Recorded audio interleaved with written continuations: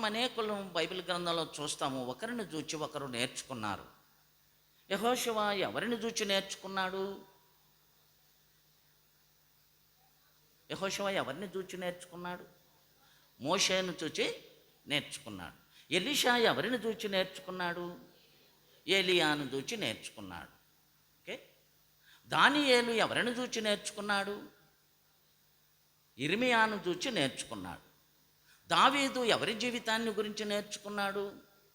యోసేపు జీవితాన్ని చూచి నేర్చుకున్నాడు. తిమోతి ఎవరిని చూచి నేర్చుకున్నాడు? పౌలును చూచి నేర్చుకున్నాడు. ఇప్పుడు మేము 10 మందిని చెప్పాను. చెప్పండి. యెహోషువ మోషేను చూచి నేర్చుకున్నాడు.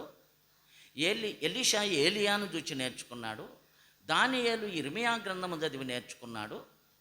తర్వాత ఎవరు? దావీదు యోసేపును జీవితాన్ని చూచి నేర్చుకున్నాడు. తిమోతి పౌలును చూచి నేర్చుకున్నాడు. శిష్యులు యేసు ప్రభువును చూచి నేర్చుకున్నారు. సో ఒకరిని చూచి ఒకరు నేర్చుకుంటున్నారు. నేర్పేవాడు ఆయన, మనుషులకు కాదు ప్రకృతికి నేర్పించినాడు ఆయన. ఆయన యుద్ధ నేర్చుకున్న వారు మహా గొప్ప అద్భుతమైన బోధకులైపోయినారు. ఆ బోధకుని వేళ ఆ శిష్యులు తయారైనారు. ఆయన బోధించిన బోధలు వారి జీవితాల్లోకి లోతుగా వెళ్ళాయి. అవి ఇతరులకు ఆయన బోధించి వారు ఆయన యుద్ధ నేర్చుకున్నవి మనకు నేర్పించటానికి బైబిల్ రాశారు. ఇవి ఇప్పుడు మనం నేర్చుకుంటున్నాం. ఆయన నెమలికి నాట్యం ఆడేది నేర్పాడు కదా. నెమలి నాట్యం ఆడుతుంది, ఎవరు నేర్పారు? కోకిల పాట పాడుతుంది, ఎవరు నేర్పారు? చేప ఈత ఆడుతుంది, ఎవరు నేర్పారు? పక్షి ఆకాశములు ఎగురుతుంది, ఎవరు నేర్పారు? నెమలికి ఆట నేర్పాడు, కోకిలకు పాట నేర్పాడు, చేపకు ఈత నేర్పాడు, పక్షికి ఎగిరేది నేర్పాడు, కోడికి కూసేది నేర్పాడు.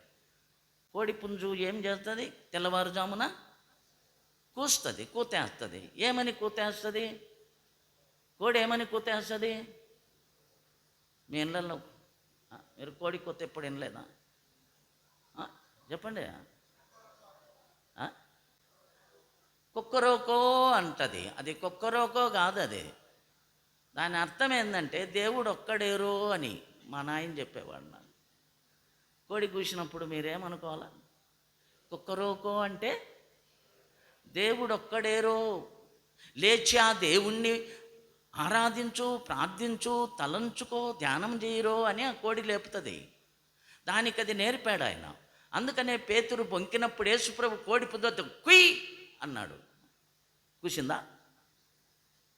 ఆయన నేర్పాడు దానికి. నెమలికి ఆట నేర్పాడు. ఎంత అద్భుతంగా నాట్యం ఆడుతుంది అది. ఈ కూచిపూడి భరతనాట్యాలన్నీ ఏం పనికిరావు దాని మీద. అంత చూడాలనిపిస్తుంది అద్భుతంగా.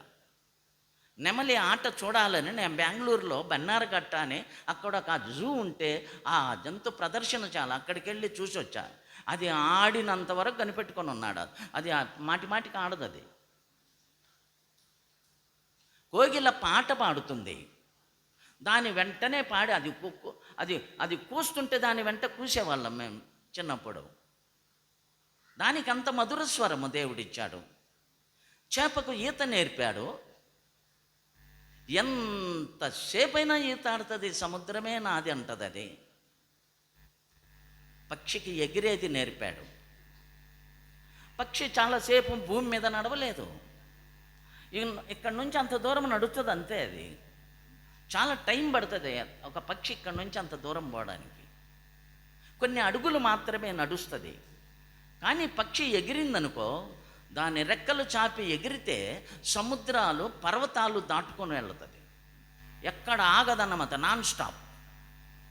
కొన్ని పక్షులు నైజీరియా దేశం నుంచి, ఆస్ట్రేలియా దేశం నుంచి మన దేశానికి వలస వస్తాయి. కొన్ని నెలలు ఇక్కడ ఉండి వెళ్ళిపోతాయి. అవి అక్కడ ఒక్కసారి ఎగిరాయంటే వందల వేల మైళ్ళు, కిలోమీటర్లు దాటుకొని ఆగకుండా వచ్చి వాళ్తాయి.